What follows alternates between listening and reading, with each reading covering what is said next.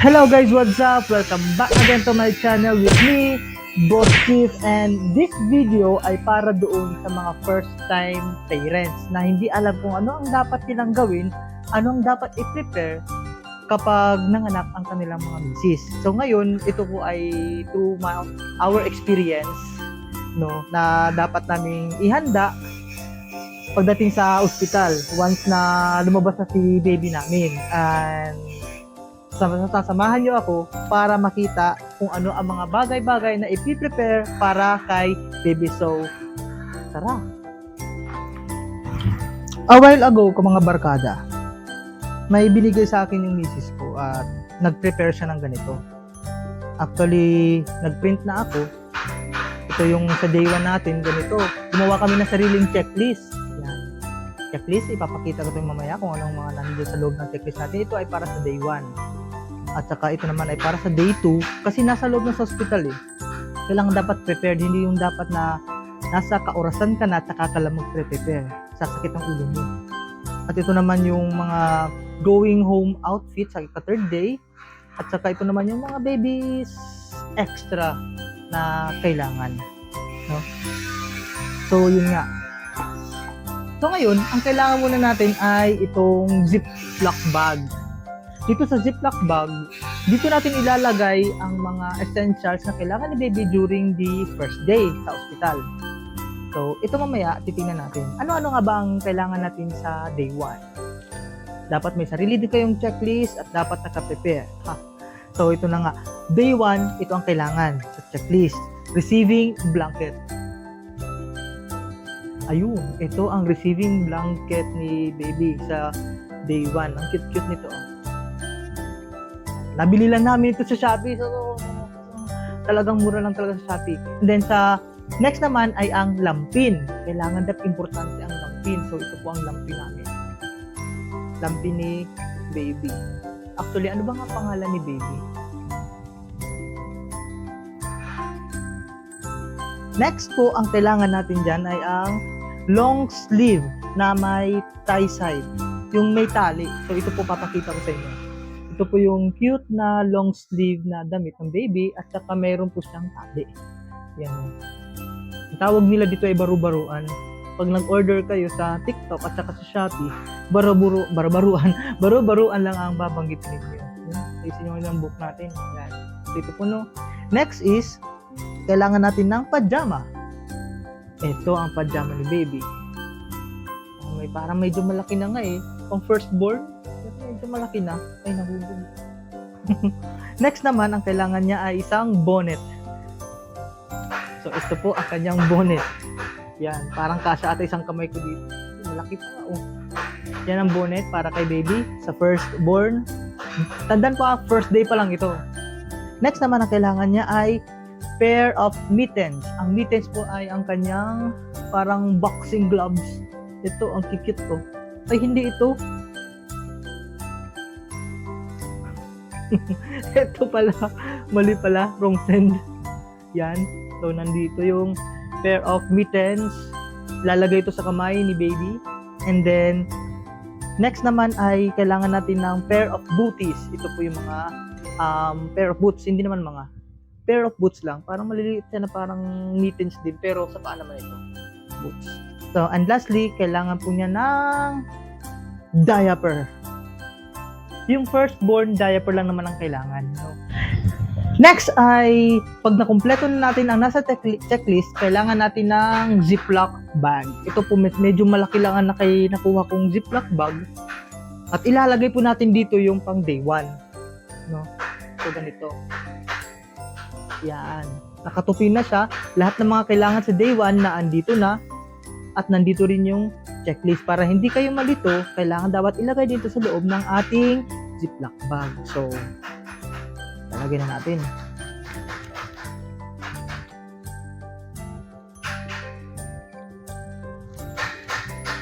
Ang dahan-dahan lang para hindi masira. Yan, no? Medyo malaki pa nga. Siguro kailangan nyo lang dito yung mga medyo maliit lang ng konti dito. Medyo napalaki lang ang nabili namin. So, itong checklist, ilalagay dito sa loob. Tama ba? Lalagay natin ito sa loob para makita kung ano ang kailangan. At iyan ang nakikita natin no day 1. Kung makikita nyo, nandyan ang pangalan ni Baby. Baby Aiden Ezekiel. Okay, ito na. O, ilalagay natin sa loob ng bag. Dapat visible. Makita. Yan. Yun. Yan. Tapos, ziplock. Yan. Tapos, medyo may hangin lang ng konti. Siguro tanggalin natin yung hangin na yan. And then, tutupin natin siya. Buksan na natin ng konti. At yung hangin. Para makalabas. Yan. Tapos pag wala ng hangin, yan. Yan na. Yan ang day 1 na kailangan ni Baby. Yung. Next is ang day 2 ng ating preparation. Sa day 2 naman ni Baby, yung clothes niya ay the same lang ng sa day 1. Kaya kung nag-prepare kayo ng receiving blanket, isang lampin, long sleeve, pajama, bonnet, pair of mittens, and booties, and also one diaper ay pareho lang, no? Kaya dapat importante na kahiwalay po sila kasi gagamitin po yan, no? Kaya para hindi ka naman mahirapan sa pag-prepare, ito po yung day 1 natin. Kung ano nakalagay sa day 1, yun din ang ilalagay natin sa day 2. Kailangan din natin ng sariling lagayan, sariling ziplock, and then ilalagay din ang day 2 na checklist para hindi naman kayo mahirapan. And then, pag naandun na kayo sa hospital, kuha ka lang ng kuha. Hindi ka na problema mag-prepare, hindi ka na magsasakit ng ulo mo, at hindi ka mai-stress. Stress ka na nga nung lumabas yung baby, ngayon mag-stress ka pa sa kaka-prepare ng mga gamit to. Na andito na tayo, tutulungan ko kayo para hindi naman kayo ma-stress. Diba? May IC, pajama niya, at saka yung sa damit, nag-record ito sa damit niya. Prepare natin sa date ha. At saka yung, anong tawag dito yung dito sa leeg? Ha? Bim. Bim. Pair ng socks or booties. Pair of mittens. At saka isang bonnet. Yan, ang kailangan ni Baby. Day 2. Actually, mayroon pa. Kailangan niya ng receiving blanket again. Lalagay natin dito sa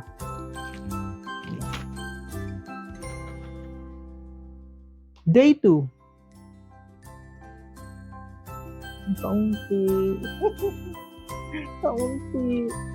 Wala pa kasi yung iba, wala pa yung lamping, wala pa yung diaper. Kaya paplantsahin pa. Ang magpaplantsa ay si Kitty. Si Kitty nga pala yung pangalan ng aso namin. Ano lang.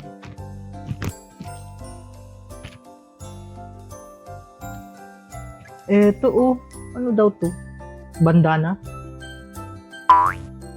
Ay, panlagay daw Panlagay daw to sa pusod. Siguro isasama na natin ito para hindi tayo magpa-problema.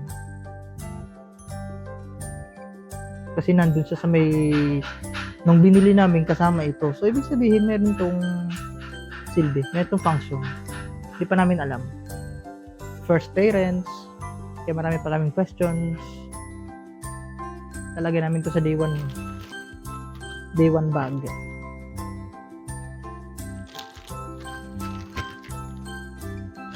Yun.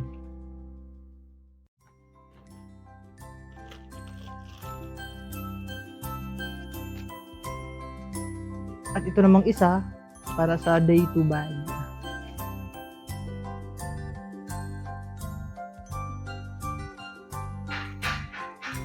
Hindi ko lang alam kung makakapag-video tayo during labor. Taba ako na, laki-laki ng katawan ko.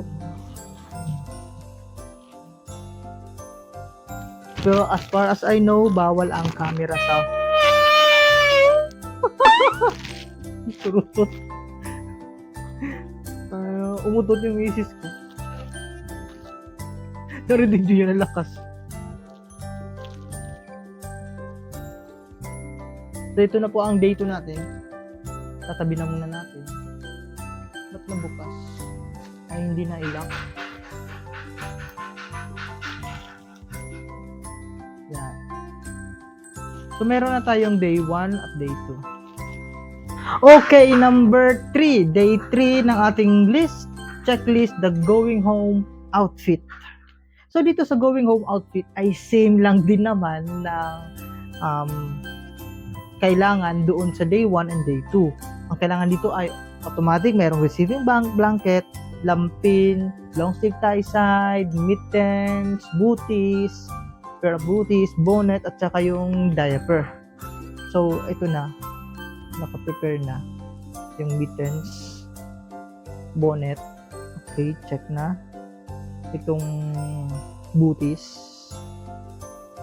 lalagay natin siya dito. Ito lahat sila, pati receiving blanket na andito na. Ilalagay natin dito sa ikatlong tawag dito, ziplock bag. Yun. So, dapat maayos sa pagkalagay. Ito po yung receiving blanket natin. Ang ganda-ganda nito. Ang cute-cute. Yun. Lalagay natin dito sa loob. Yun. Next na ilalagay itong mga gamit niya. Yung bonnet, boots, at saka itong panglagay sa pusod, pantali ata yun. At saka yung ginagamit dito sa pagkumakain, long sleeve na damit, at saka yung pajama. Yun. Mamaya ilalagay na lang natin dito yung mga kailangan na nawawala, tulad ng diaper. At saka yung lampin. Hindi pa namin natatapos. Pero dapat lang kasama yan dito. And then, again, kailangan dapat ilagay ang third day or going home outfit. Para hindi mawala. Yun. Ziplock. Yun. Safe na safe ang gamit mo. Hindi pa mahihirapan. Organize.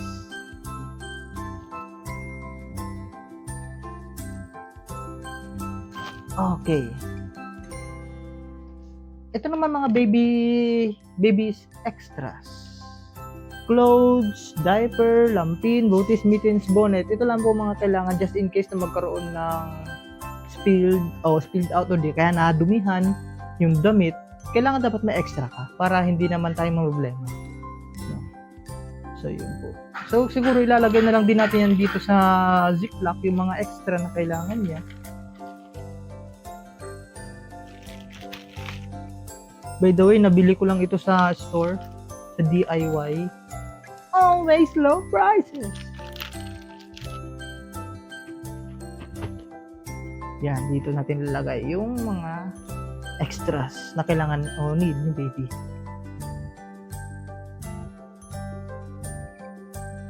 So, ito yung mga extra. Tulad ng isang long sleeve. Dito pa lang long sleeve. Short sleeve na tie, ditali. Yan, no? Next, kailangan din natin ito pang isang sando style, sleeveless, na ditali din siya. Ang reason kung bakit ditali ang damit, para mas madali po siyang damitan. At kailangan din niya ng short. Medyo malaki nga yung short, oh. Makikita. So yun na, natapos na natin yung extras, extra clothes, extra shorts ni baby. Ni baby Aiden. Lagyan na natin dito yung extra. Dito sa loob.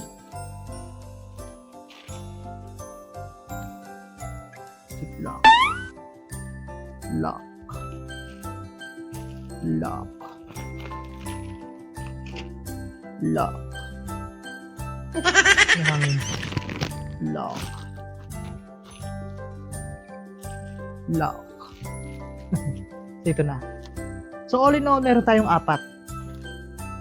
Sa extras, day 1, 2, and 3.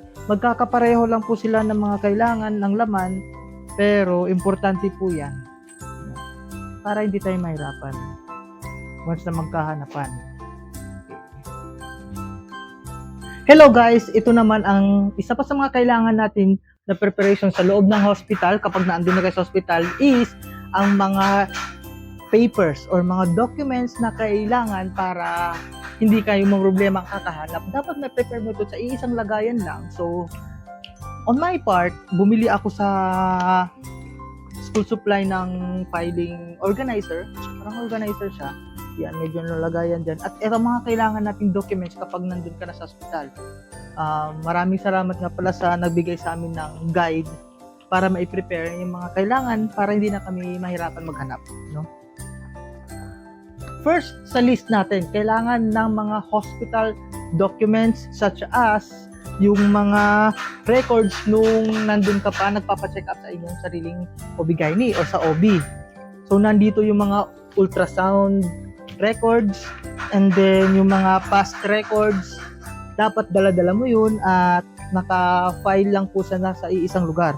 And also, don't forget your prenatal book. Number 1 na kailangan ko ito ng mga nurses kapag mapapa-admit po kayo sa hospital. So next, yung mga ultrasound records nandun din dapat. Next is that kailangan dapat ng parang basic information ni baby. Ang maglalakad kasi nitong papeles sa civil registry is the father.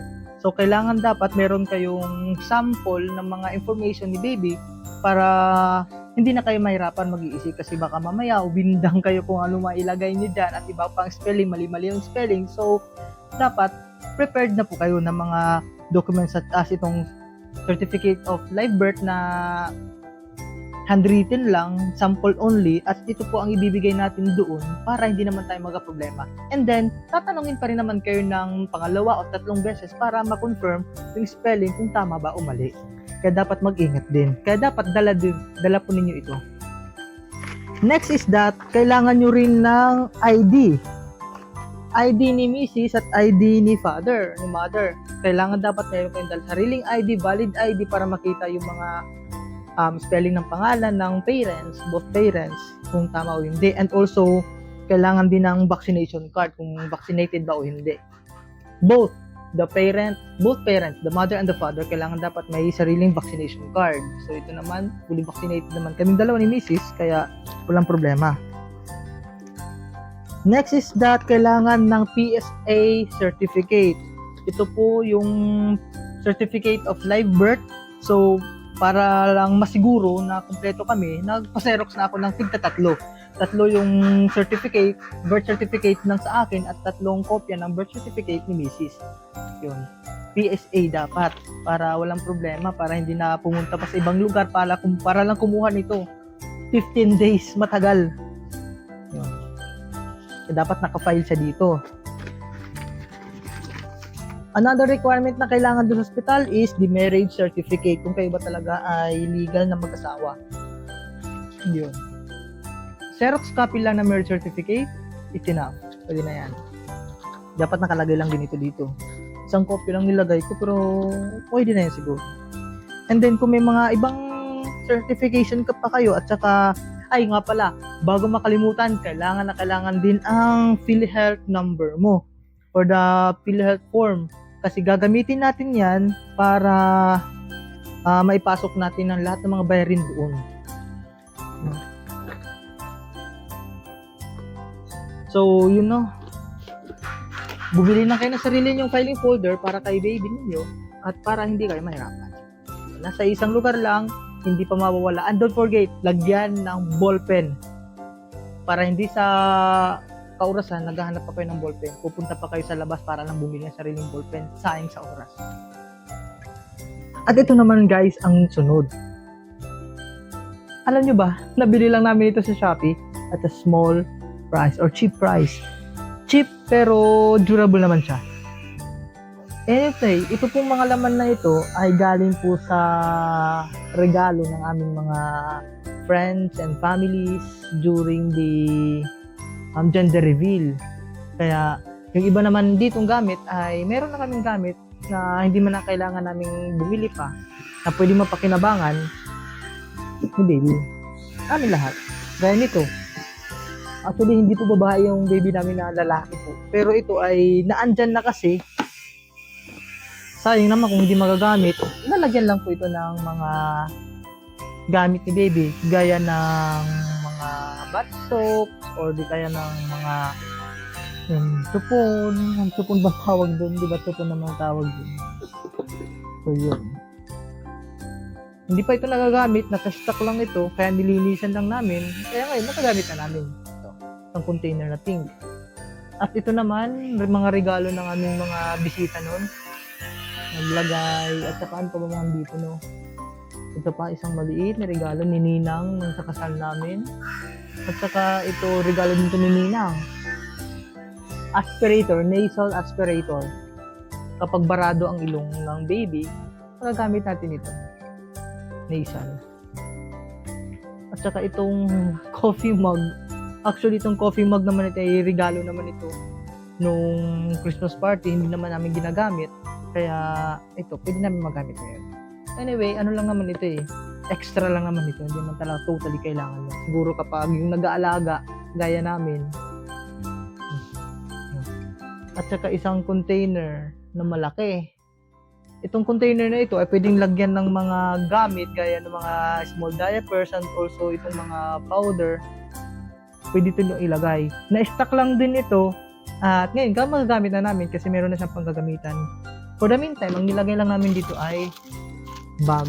Itong bag na ito ay mayroong sa loob ng asbestos. Kaya kung mayroon kaming mainit na tubig na dala, hindi basta-basta kaagad lalamig.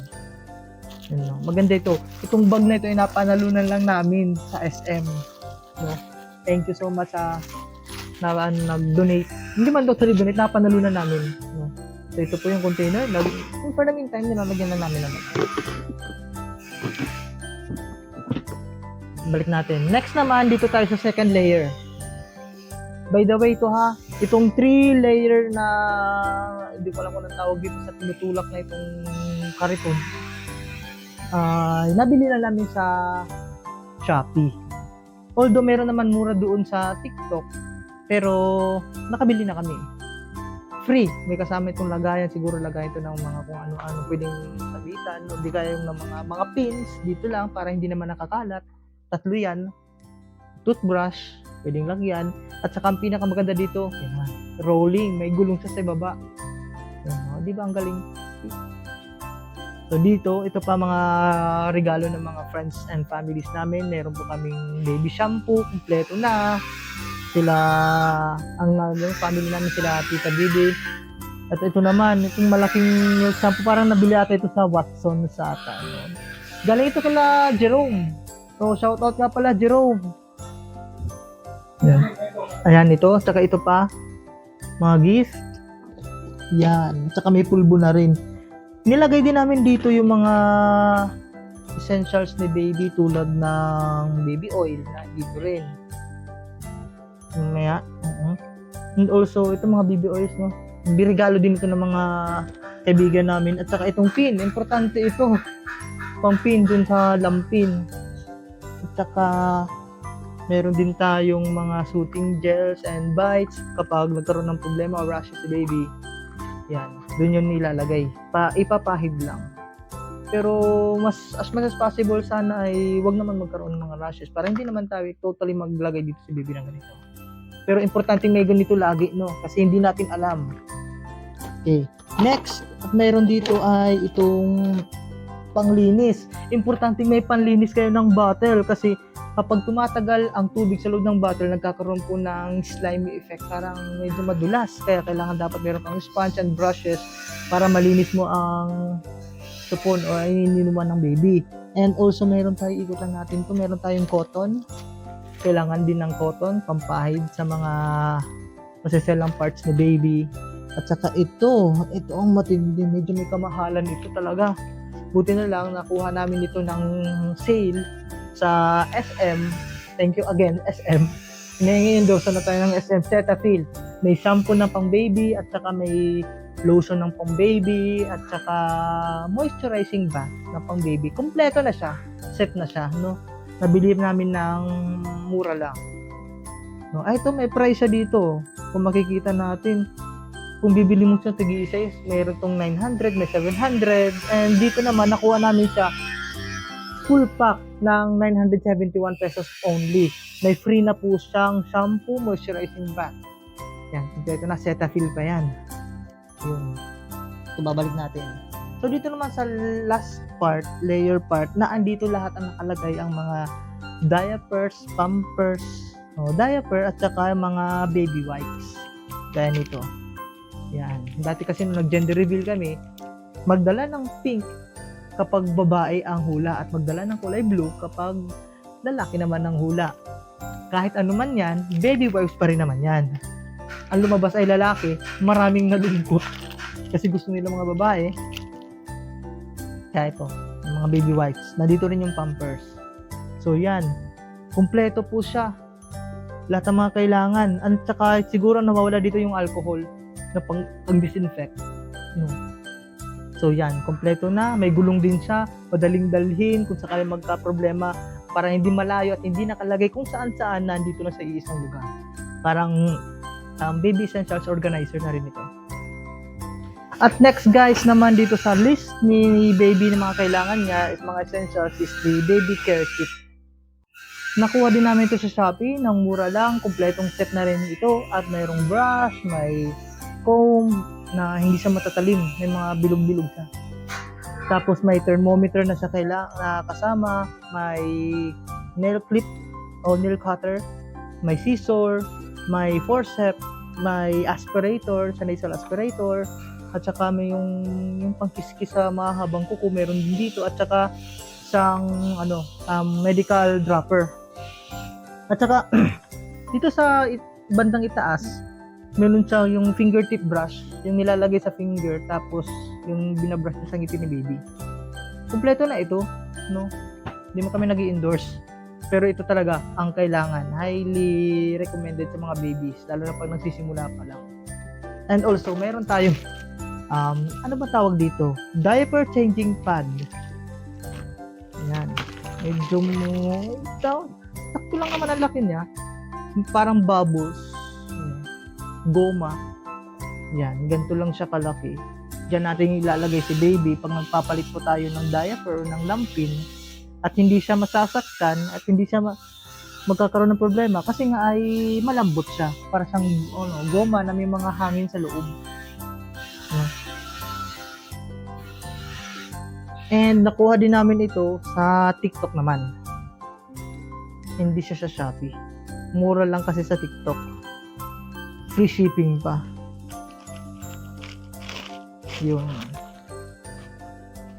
Another na order namin sa TikTok ay itong mga bags na kailangan.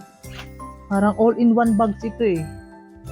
Una muna sa malaki, big bag. Siguro dito nilalagay yung mga damit, yung mga pampers. Dito nilalagay. And then sa loob, mayroon pang ganito. No? Tingnan natin yung loob.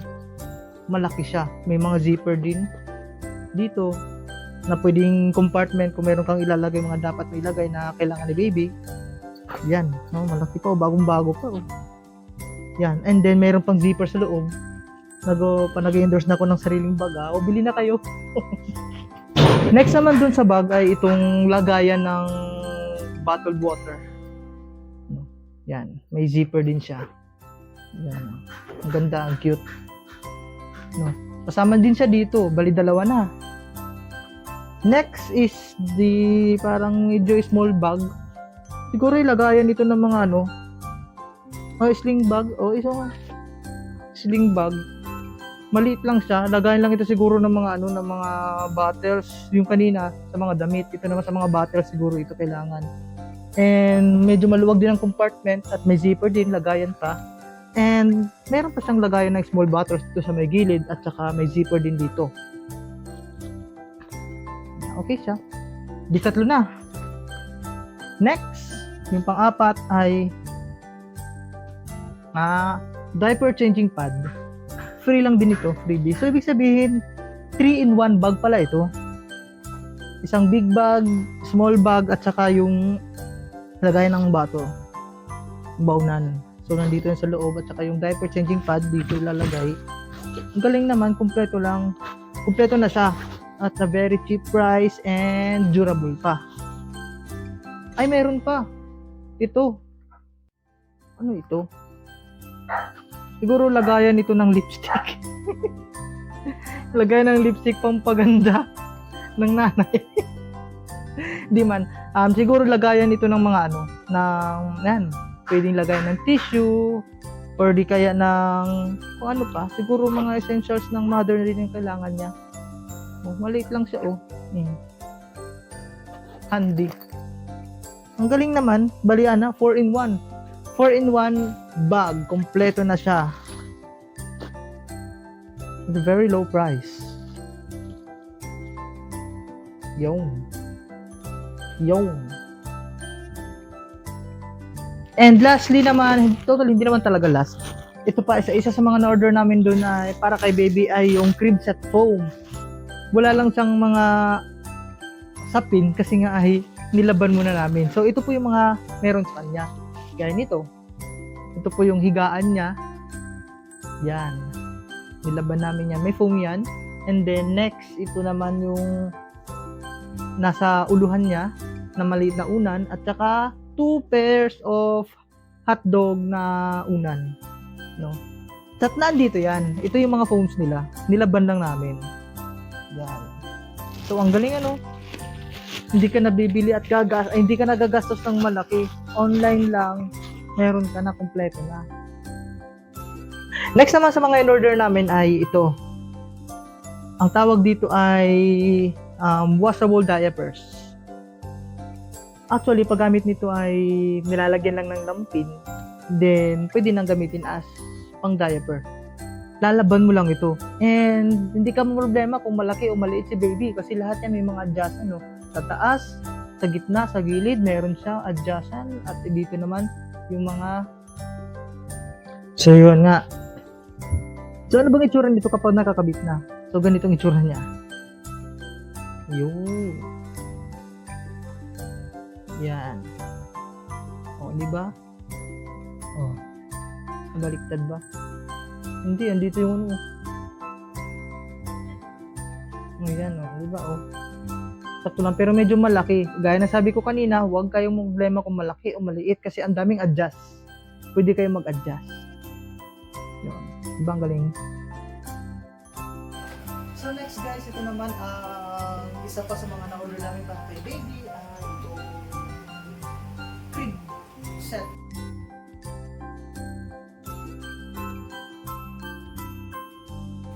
And yun na nga guys sa mga kailangan ni babies. Yun na mga ginagawa namin preparation ni Mrs. para kay baby. So siguro na take down notes naman or screenshot nyo na lang yung mga kailangan sa hospital before, during, and after, day 1, day 2, day 3, at saka yung mga essentials, yung mga gamit ni baby para pag-uwi niya, prepared na kayo. So ngayon, maghihintay na lang tayo sa pagdating ni baby.